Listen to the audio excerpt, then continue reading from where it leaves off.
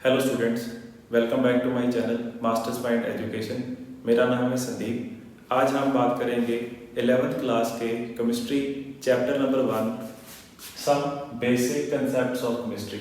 आज का हमारा टॉपिक रहेगा मोल कंसेप्ट, जो कि एक बहुत इंपॉर्टेंट टॉपिक है जेडब्ल्यू पॉइंट ऑफ व्यू से भी। सबसे पहले मैं आपको इनके मोल कंसेप्ट के रूल्स बताऊंगा। सबसे पहला रूल आपने जो याद रखना है, हमेशा याद रखिए गिवन जो है वो आपने लेफ्ट हैंड साइड पर रखना है और फाइंड करने वाली चीज आपने राइट हैंड साइड पर रखना है इक्वल टू के बाद। This is rule number 1। Rule number 2, first step जो होगा, मैं ऐसे बोलता हूं 3 स्टेप मेथड। फर्स्ट स्टेप जो होता है वो रूल का होता है। I will explain you how to do this. Second step होता है 1 यूनिट का, 1 यूनिट और 1 वैल्यू। और थर्ड स्टेप होता है आपका गिवन वैल्यू इन क्वेश्चन। आपने सिर्फ ये 3 रूल्स याद रखने हैं। इसको सॉल्व कैसे करना है ये मैं एग्जांपल के साथ न्यूमेरिकल में आपको बताऊंगा। थर्ड आपने याद रखना है, if there are 2 cases, the answer of case 1 will act as given in case 2। अगर आपके क्वेश्चन के 2 पार्ट्स हैं तो पहले पार्ट का जो आंसर है वो सेकंड पार्ट में गिवन एक्ट करेगा। मींस हमने ये थर्ड स्टेप में यूज करना है इन सेकंड केस। ये सारा मैं आपको एग्जांपल के साथ समझाऊंगा। सेकंड आपने याद रखना है रिलेशनशिप विद डिफरेंट पार्टिकल्स। इसमें मैं 4 वेरिएबल्स ले रहा हूं। पहला है पार्टिकल। पार्टिकल के under atom, molecule, electron, proton, etcetera, ये सारी चीजें पार्टिकल के अंडर आती हैं। इसमें आपने एवोगैड्रो नंबर यूज करना है 6.022 × 10⁻23। सेकंड वेरिएबल है वॉल्यूम का। वॉल्यूम में आपने 22.4 लीटर्स का यूज करना है जब भी आपको वॉल्यूम आएगा क्वेश्चन में।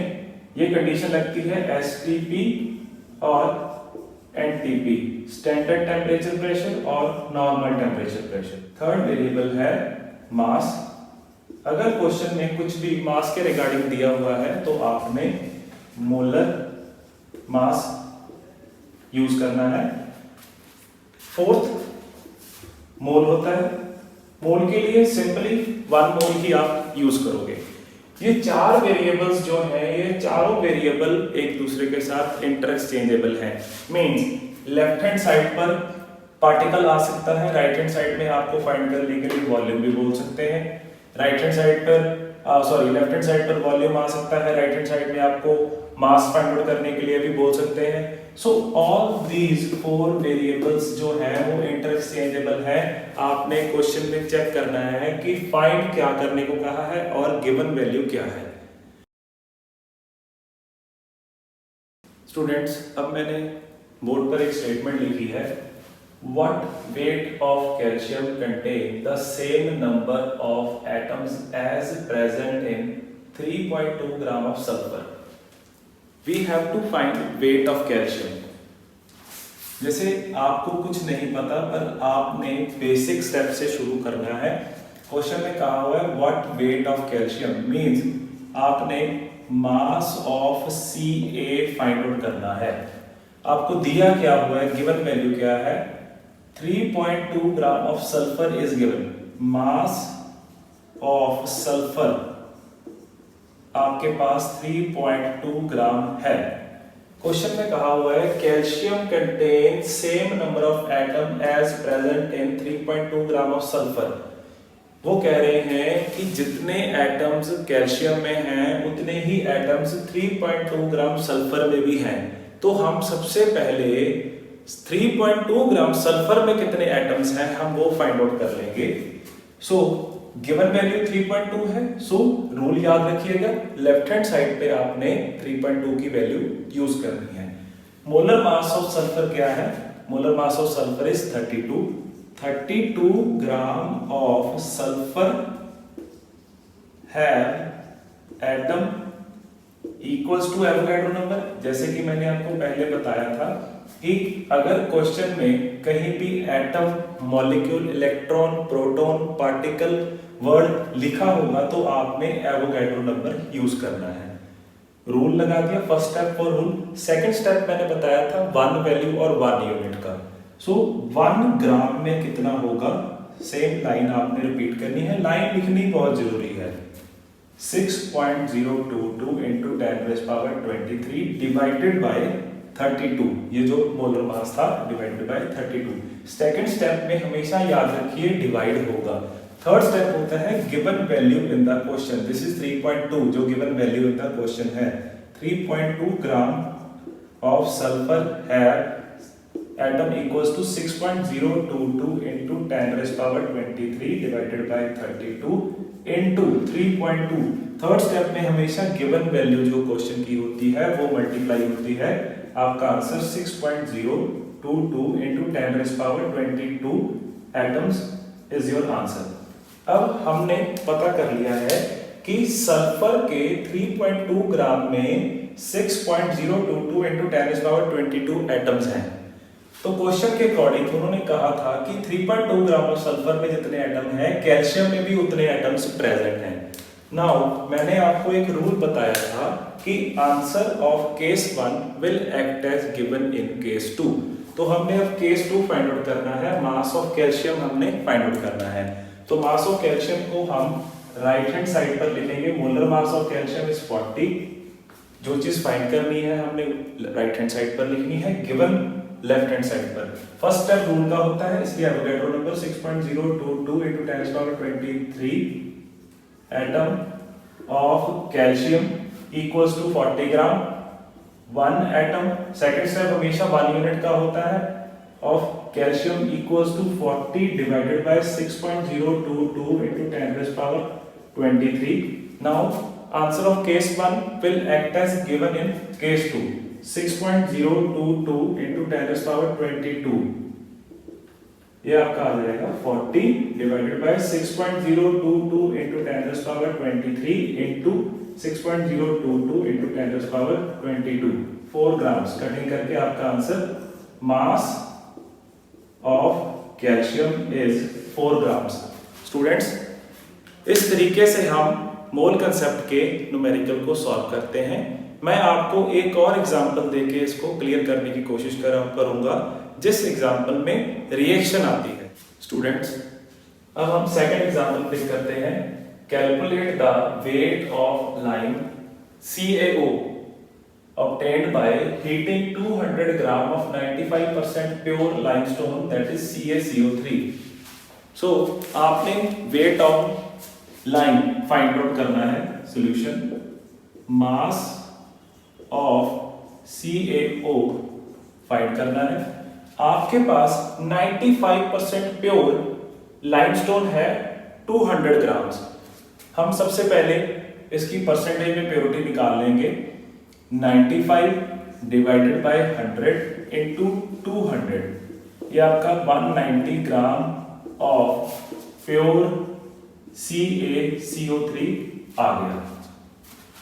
पहले 95% प्योरिटी थी, अब हमने 95% प्योरिटी से कितना मास आया है वो निकाल लिया। 190 ग्राम आया है ऑफ प्योर लाइमस्टोन। अब हम रिएक्शन लिखेंगे।